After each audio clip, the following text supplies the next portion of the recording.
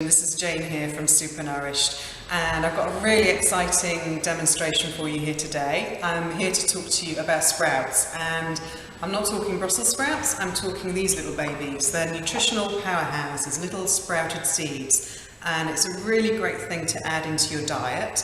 They're just packed full of nutrients.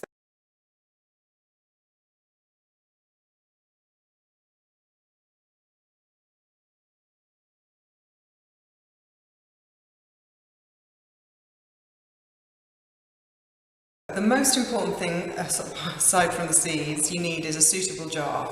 So this is a dedicated sprouting jar, and you might think, oh, it looks like a normal jam jar. Of course, you could use a regular jam jar, but this has got an interesting feature. So as you can see here, it's got a mesh. So when we're draining the seeds, which I'll explain in a moment, this allows for the water to drain out. It also allows for air to come in during the day while the seeds are germinating.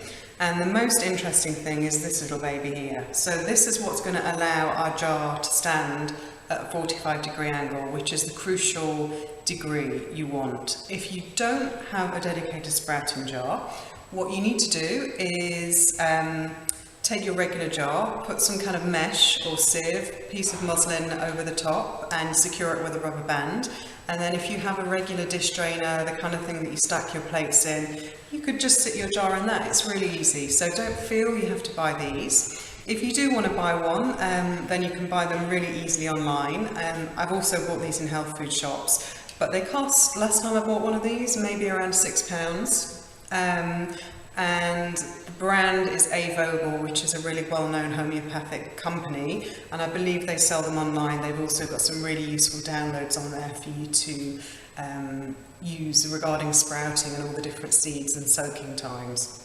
So Vogel, if you want to buy them online, you could also have a look on Amazon. Some other companies are selling their sprouting jars. So let's move on to how we actually do this. I've got a few different seeds here. These are mung bean seeds, which go from this to this in about 5 days, I would say. So let me show you how I did that. So first of all, you take your mung beans. This is 2 tablespoons, which is roughly the right amount for this size jar. Put them into the jar. Pour in some room temperature water.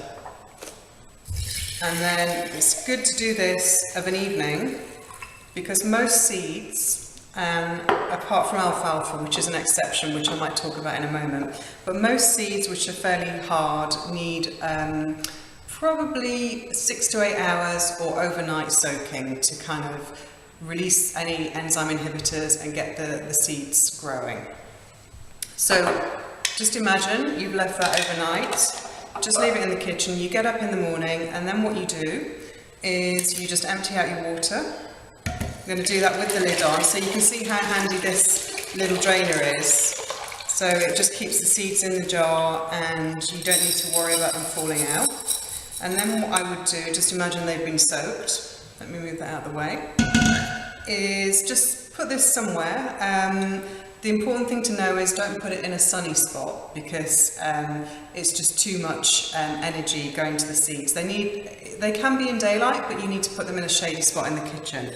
And then just leave your seed jar sat like that. You want to make sure they're not all clumped up towards the drainage end of the jar. Sometimes some of the smaller seeds tend to kind of like to gather up that end, so you want to make sure the seeds are nicely spread out, they're all draining, and then just leave them. And when you get home in the evening, rinse them again. So the way I do that is I don't even take the lid off often. If I can just put it under some running water, just pour in the water, give them a little shake,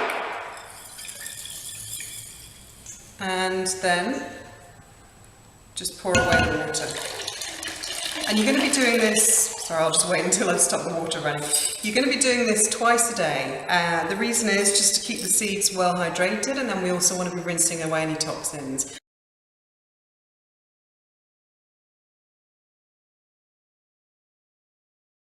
It's really important to consider the temperature and the humidity of where you are, and you'll see, I know when I'm sprouting in the summer, much more rapid, and you tend to get a little bit more legginess, for want of a better word, I like to call it, in the seeds, in that they'll just sprout very rapidly and they'll almost kind of overshoot themselves. You end up with really long leaves, like long shoots like this. So I find like a nice temperate time of year is the optimal time for growing seeds. So equally, you don't want to leave them anywhere too hot, so not near a radiator, not near an oven that's going to be on a lot of the time. So important things: cool, not too sunny, well drained, lots of air. And just remember that, keep rinsing twice a day, and within 4 or 5 days you're going to have some lovely sprouts that look like this, and you'll be able to enjoy them on your salad.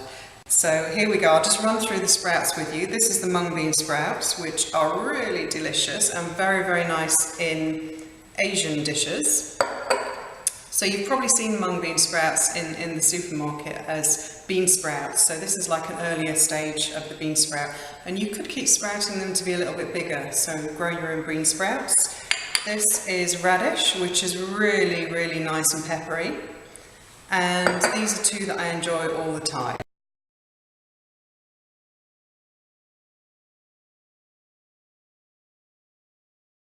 So it's 5 days later, you've been looking after your little baby sprouts, and suddenly you've got these amazing jar full of sprouts, which, you know, the temptation is just to pull them out and eat as they are, and of course you can do. But what you'll notice is as the seeds have grown, they've shed the little husks, the outer husks of the seeds. So a really nice tip is to do a final rinse out of the jar, and then what you can do is if you tip them into a bowl full of water, sometimes it's easier if you just do it a small batch at a time.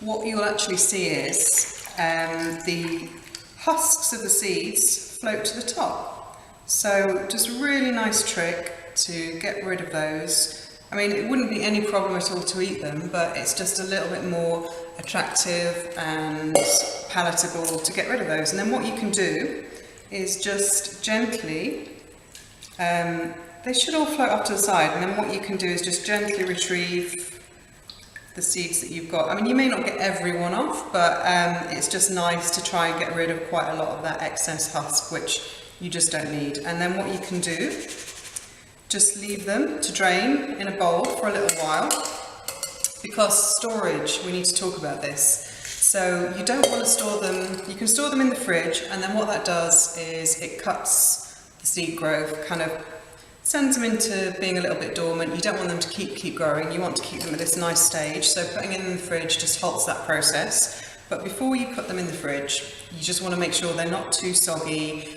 because if they're too wet, they're going to be mould. Equally, you don't want them to be too dry that they dry out and ruin too quickly. So my best tip is to leave them to drain, and then get like a little jar or a Ziploc plastic bag if you want to, and put a paper towel inside just to absorb any extra moisture, and then you can store them quite easily in the fridge for at least a week or so, and just keep checking them, make sure they're not drying out too much, make sure there's no mould.